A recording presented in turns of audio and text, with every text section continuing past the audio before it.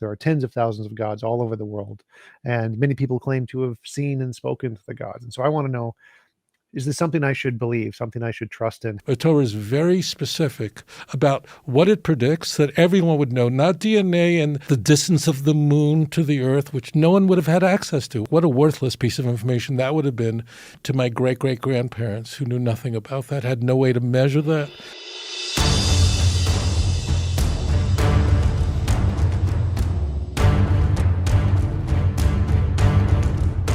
I am an atheist, by which I mean I believe that all of the evidence and things we see are best explained by a naturalistic universe. Could you tell me some of the reasons you believe that there are for belief that there is a God? Judaism is a story not just about our faith, but it's about my people. I'm a Kohen. My great-great-grandfather is Aaron, the brother of Moses. So we've had a very long history, and throughout that history, God interacted in a very unique way with the children of Israel. And that possibly explains why the vast majority of the world, they may not be crazy about us, but they think that our central core document, the Torah, is a holy book.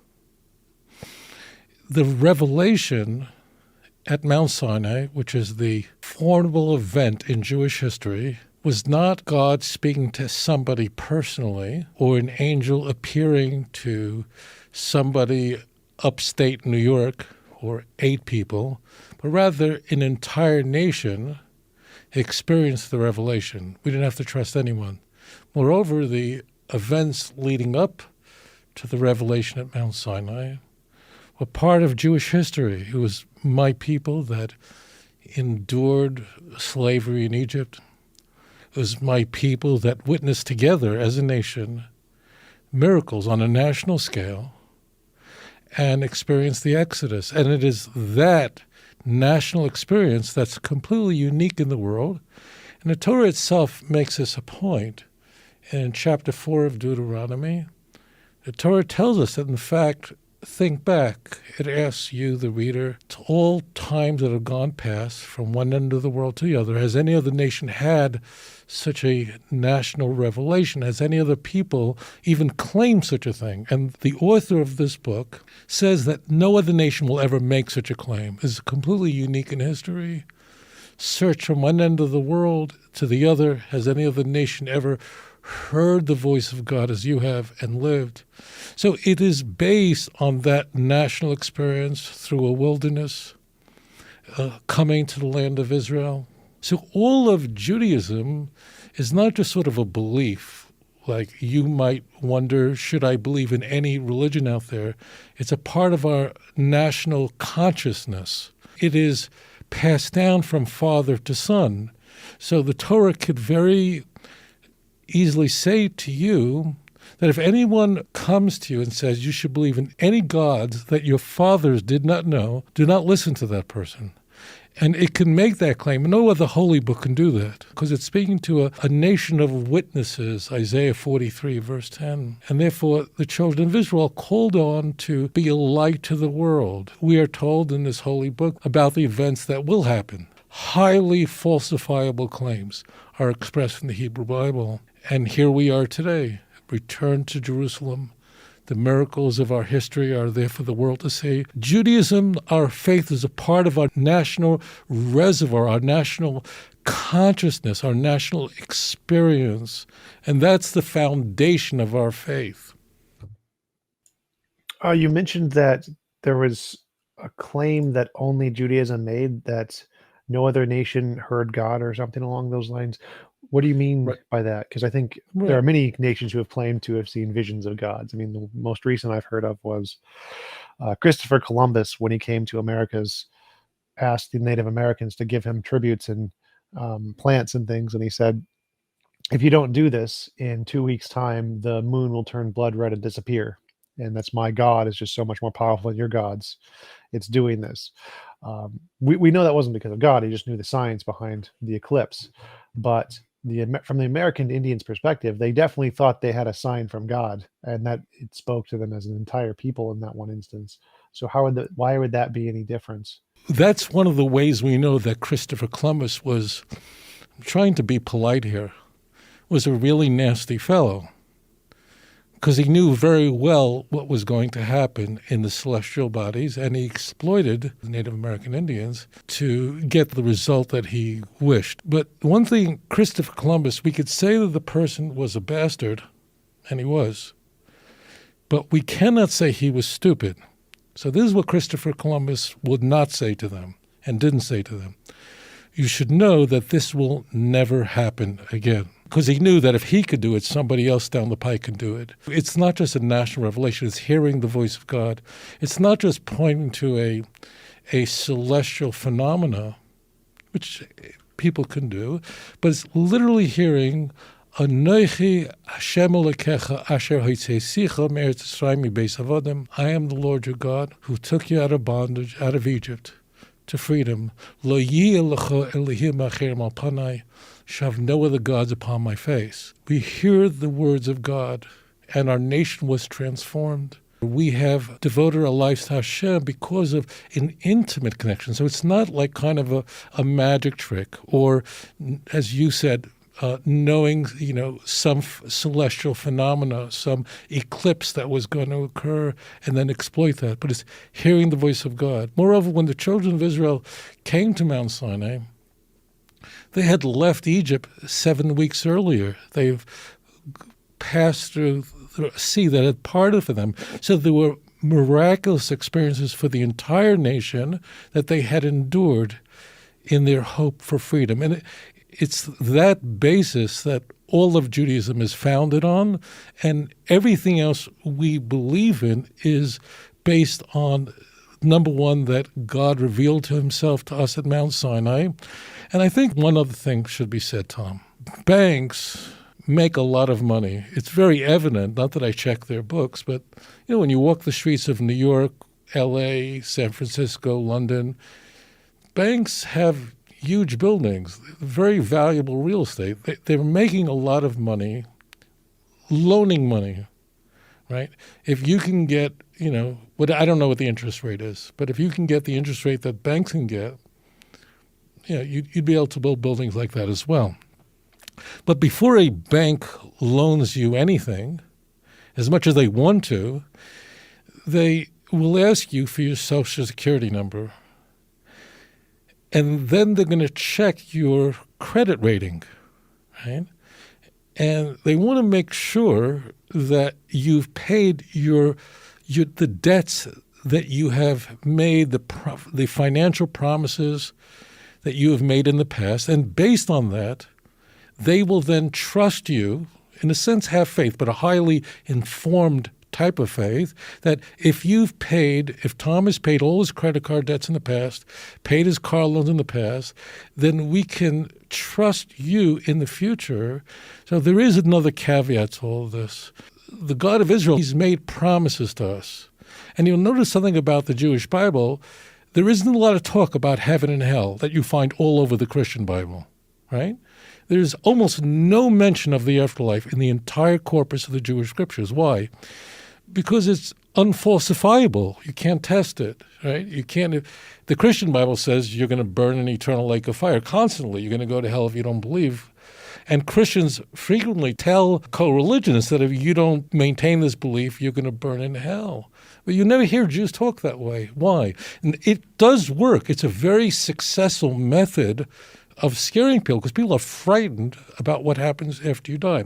But you can't test it. So if you were God, Tom, and you were writing a holy book, and you wanted to convince people to commit to it, and you're really God, which means that you really can control the weather. If you're God, that'll be a minor miracle. If you're God, you really can control history. So here's what you would say if you're God. If you're God, you'd say, look, it's just going to stop raining, right? You're going to go into exile. How many years? 7 years. But I'm going to bring you back, Jeremiah chapter 29, verse 10. You're going to be exiled from the land, Leviticus chapter 26, Deuteronomy 28, but I will bring you back. It'll be many days, but one day you will come home. So God has this enormous amount of credibility with the children of Israel, and the miracle of the return of the nation to their land after thousands of years, an unprecedented event in history. What you've just heard encapsulates why the Jewish people are so committed, connected, attached to God in love and devotion and loyalty. Well, first thing I'd say is if I was God and I was writing a book, I'd probably write something more similar to what was written in the Hindu text, where they said the age of the earth is 4.3 billion years old. I think giving a number of facts that correspond to reality that there's no way they could have known at the time would be very good evidence. In the case of prophecies, it seems like the prophecies, if they were very precise and accurate, like the Hindu prediction of the age of the earth, that would be good evidence. I would agree with you. But it seems like the vast majority of them are very vague and can be interpreted in a number of different ways. And I did want to ask if Moses didn't exist, if he's a mythical figure, would that disprove Judaism? Yes, completely. Just one point, because I don't want to move away from that little caveat. I think if for a moment that the Torah will just contain scientific information that only now we know about in the last few decades, imagine what that would mean. That would mean that for all of history, human history, no one would be able to test it out. The beauty of what is conveyed in the Torah is right now you can know that it stopped raining. Right now you can know that you'll be exiled. Right now you should know that the Assyrian Empire will penetrate Jerusalem, or I'll protect Jerusalem. The Torah has an immediacy. The Torah is telling you that certain acts is a cancer for you. It is of no use to the smoker to be told about a phenomenon that he would only discover long after he's dead. So the Torah is written so that people immediately at any point in history, Torah is not reserved for high IQ people and scholars, that any child can understand the message and who is behind the message, and that goes to the national revelation as well. Oh, yeah, I think that I wouldn't just give one prediction for hundreds of thousands of years in the future. That wouldn't be very useful. I would probably give predictions about things very recently in the past, present, and future, and so that there would be a consistent reification of the fact that this was a reliable text. So every new big discovery would be predicted in the Bible. So you will discover DNA is a double helix. You will discover germs cause disease. You will discover that the moon is 255,000 miles away. And so there'd be an incremental set of confirming predictions that you could verify, and they'd be very, very precise. The precision thing is what's important. To me, the prophecies in the Bible seem more like you will see a dog. It's like, well, yes, that's a very accurate statement. Like I will definitely see a dog eventually, but it's so common that happens. It's not a very precise or spectacular prediction. It's a pretty common thing you're going to expect. Wars happen all the time. So predicting a war is going to happen is pretty commonplace, especially during that time period. So I would need something very precise for the prediction to be a confirmation of the text, and it'd have to be consistently correct, consistently concise, and very, very specific, because the specificity is really important in predictions, because if you can interpret a prediction in 1,000 ways, that's the same as making 1,000 prediction, 999 of which are wrong. And so it's when I read the prophecies of the Torah, they seem very vague. They seem like you can interpret them in a number of different ways. Versus if I read the text of the Hinduism that says the earth is 4.3 billion years old, because it gives a number, it just gives a set number of years.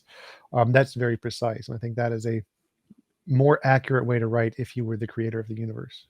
Imagine for a moment, Tom, that you and I can travel in a time machine and go back 3,300 years ago, which is when the Torah was given at Mount Sinai. And imagine we would have a statement made about DNA without the equipment to verify it. That would be the worst idea, because, of course, for us, with hindsight and all the leaps in science, for us it would be very beneficial. but for them, they would be lost. And Hashem cares deeply about every generation. Therefore, the revelation at that time was a national revelation. We really heard the voice of God. We were all there. You talk about DNA. Let's do that for a moment.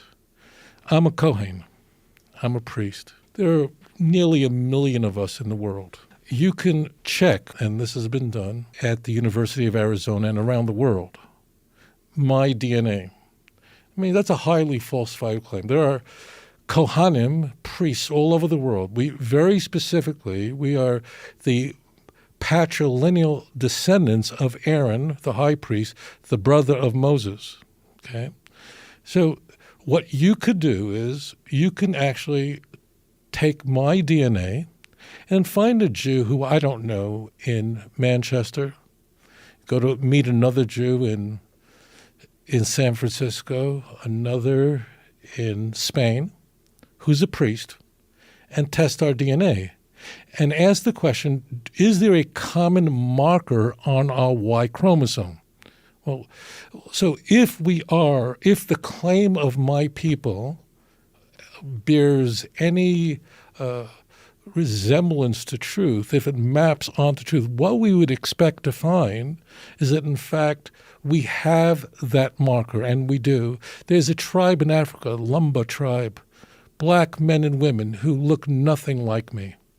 They have a tradition that they're not just Jewish, but they're the descendants of Aaron, priestly people. You can read all about them. The science has been done. We didn't know about them, but they had this claim for a very long time. We've tested their DNA. As you can imagine, what we'd expect to find, we discovered. They have that marker, the Y chromosome. So the beauty of Judaism is that it's something that could be tested at every stage of history. It's true, Tom, that many claims today we can look at will be very meaningful to us today, but have been meaningless to someone 3,000 years ago. And that's why when you ask, why is Judaism meaningful, I don't mean it's only meaningful in the year 2022, centuries after Galileo, but it was meaningful at every stage and turn of our rich history, and it will remain that way through our extraordinary destiny.